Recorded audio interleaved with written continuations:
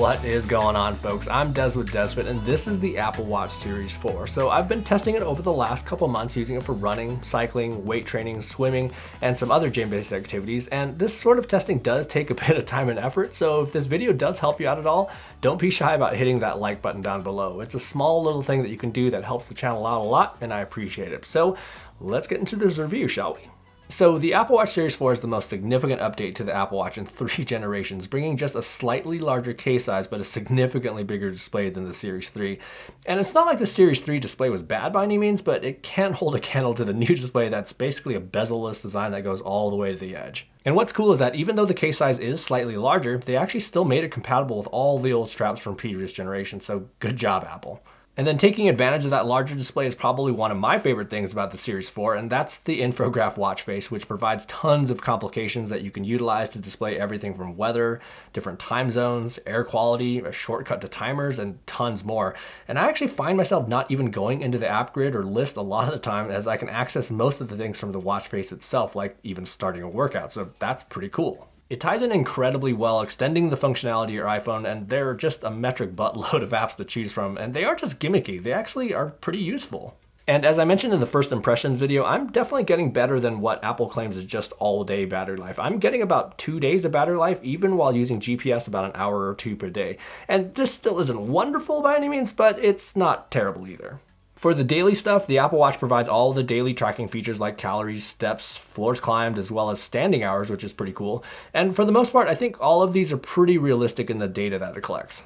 And unfortunately, the Apple Watch does not provide native sleep tracking, but there are some third-party apps that can provide that functionality. The Apple Watch Series 4 also features an all-new heart rate sensor, and on the surface, it actually looks much simpler than the previous generation. And at first I was thinking that they only went with one sensor? What? But in fact, they now have 2 infrared LEDs, 4 green LED sensors in the center, along with a whopping 8 photodiode sensors. So although it appears more basic than the previous generation, there is a lot more going on inside than what meets the eye. And we'll get into the performance of the heart rate sensor here in a little bit, but let's take a quick look at one of the highlight features of the Apple Watch Series 4, and that's going to be ECG. So the all-new ECG sensor utilizes the digital crown and the heart rate sensor to create a closed circuit between your heart and both arms, which delivers an ECG waveform and its classification, which is stored in the Health app on your phone. But then you can also export that information in a PDF that you can provide to your doctor for more professional analysis. And unfortunately, this functionality does have limited availability based on your country. But now let's get into the real meat of this review, and that's going to be how the Apple Watch Series 4 performs in a fitness capacity. So first, let's talk about workout reminders, which is supposed to sense when you're actually working out and then provide you with a prompt in case you forgot to start an activity. But in Apple's documentation, it doesn't really say how long it exactly takes to recognize an activity before it'll actually alert you. And then it says that it can actually vary from activity to activity, but for my testing, it was usually around 3 to 4 minutes. It worked well for me for running, and I was actually able to distinguish between indoor and outdoor running. Rowing, where it took just a little bit over 3 minutes to recognize. The elliptical, which was just about 4 minutes. And then even for swimming, where it registered on my about 5th lap when I received the prompt, which again was about 3 to 4 minutes into it. So your mileage may vary in terms of when it actually prompts you, but it also is supposed to give you retroactive credit for the time that you spent working out before you actually hit the start button. So how accurate is it? As you can see, it is pretty darn close to the manually recorded time on the other devices, being just a handful of seconds off from a manually tracked activity, so that's pretty cool. However, notice for my test, it didn't record the heart rate for the first couple minutes of each of those activities, except for maybe that one little blip on this rowing activity. So overall, I think that function works pretty darn well, but now let's take a deeper look at the actual workouts using the native workout app. So there's going to be a pretty good selection of workout profiles available, and although I was not able to test all of them, I was able to test running both indoors and outdoors, road biking, mountain biking, indoor cycling, weight training, swimming, as well as some gym-based cardio including the elliptical, stair mill, and rowing. So in all the following examples, I'll have both screenshots of the activity app as well as more detailed analysis using the DC Rainmaker analysis tool, and I'll have the Apple Watch Series 4 data highlighted in red just for easy reference. For running, it'll provide some basic information like your calories, distance, elevation, heart rate, average pace, and then also cadence. And then it also provides your splits and a heart rate graph, and if you look really closely, no, a little bit closer, no, closer, you can also see your minimum and maximum heart rate, which they very well could have just put into these 2 slots right here, or maybe even max cadence or pace. Anyhow, in terms of distance, we see some pretty similar results here, but it was slightly more than other devices. And then in terms of the GPS tracks, they seem to be pretty good as well, but more on the accuracy of the GPS tracks here in a little bit.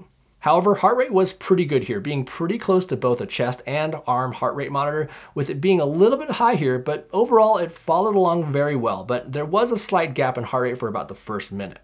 So for indoor running, the Apple Watch Series 4 will use its accelerometer to try to estimate your indoor running distance. But what's important to do is to make sure to run outside a few times at some varying paces so it can utilize the GPS along with your cadence to get a better gauge of your running dynamics. And the Series 3 was pretty impressive for my testing, and the Series 4 continues that trend, only being off by about 0.13 miles in this example here.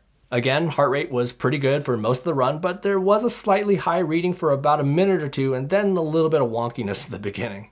For cycling, it'll provide all the usual stuff that you'd expect, like distance, elevation, heart rate, average speed, as well as a nice pretty map to look at. But in regards to how accurate it is, it was pretty close to other test devices in regards to distance. And then you'll see a little bit more discrepancy in elevation, but the corrected elevation figure in Strava actually kind of splits a difference between all three devices, so I think that's perfectly acceptable. But for heart rate, it was pretty good, and cycling can be a little bit so-so for wrist-based optical heart rate sensors, so this was pretty impressive. You will see a few gaps in heart rate here, but what you'll also notice is that the other devices had gaps as well, so I'm not sure if that was just interference from my phone or something like that, but for the rest of the sections, it followed very closely to both the chest and arm heart rate strap. And then when we take the Apple Watch inside for indoor cycling, we see some extremely close results compared to both an arm and chest heart rate monitor, and it was pretty darn solid. For mountain biking, it did an okay job tracking distance, but it was very respectable tracking elevation. And then in regards to distance, the Apple Watch tends to cut corners a little bit, which can result in a slightly lower distance figure than some other devices, so it won't be exactly the most accurate GPS track.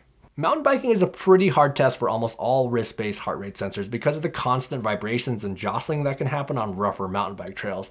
But as you can see here, although it followed trends pretty closely, it did have some gaps where it didn't collect any data. For swimming, the Apple Watch offers both pool swimming and open water swimming workout profiles. And I was not able to test open water swimming, but I did test pool swimming, where you'll be prompted to enter your pool length, which you can fine tune down to the yard or meter, and to change that from meters to yards or vice versa, just simply hard press on the screen. Once you've initiated your swim, the touchscreen will lock, as water and touchscreens don't exactly play nicely. So to end your workout, you'll first press the button and the digital crown to pause your workout, and then you'll rotate the crown to eject water from the watch, which will in turn play the most horrifying noise to ever come out of an Apple product. And after hearing the sound of a dying hippo, it'll then enable the touchscreen, and then just like other activities and online dating apps, simply swipe to the right to see the end workout screen. And then you'll be provided with a nice detailed summary once you're done, but let's take a closer look at some of this data. It will attempt to identify your stroke type and even provide the distance for each one, along with your total distance, laps, heart rate, average pace per strokes, and splits. And laps are going to be counted automatically, and it was perfect for my testing, counting every lap performed as well as the stroke type, where with this test I switched from freestyle to breaststroke every 2 laps. But what is also awesome is that it not only provides your actual swim time, but your rest periods for people like me that do need to take some breaks between laps. And lastly, let's talk about heart rate. It will attempt to track your heart rate, but wrist-based heart rate is generally iffy at best for swimming because of the possibility of water passing in between the sensor and your skin. But the Apple Watch did a surprisingly good job.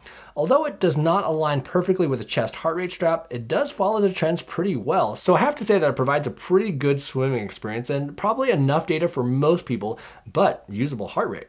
So just like mountain biking, weight training can really throw off a wrist-based heart rate sensor, mainly due to wrist flexion, but the Apple Watch Series 4 did a pretty good job. It wasn't perfect, as you can see here, when compared to a chest heart rate strap, where it tracked low for this set here, and then had a little bit of a spike here, but for the rest of the workout, it was quite close, but you will notice that there is a little bit of latency. So to illustrate this in real time, I have the Apple Watch on my wrist, and then I have one device paired to an arm heart rate strap and then another to a chest heart rate strap. And then what I found interesting is that the Apple Watch seemed to actually track the change in heart rate faster than the arm heart rate strap. But the thing to really look at here is how it compares to the chest heart rate strap. It is pretty good overall for weight training and high intensity interval training, but there will be about a 5 to 10 seconds of latency. Still though, the fact that it follows the chest heart rate graph this closely is pretty good for a wrist-based heart rate sensor for weight training. And then for some other gym-based cardio, using the Apple Watch on the Elliptical was pretty darn solid. Again, just with a small blip at the beginning, like you've seen on some other examples, but it did follow really closely to a chest heart rate strap. And then just like the Elliptical, heart rate on the stair mill was also quite good, but again, just a very slight bit of latency, being a couple seconds behind a chest heart rate strap.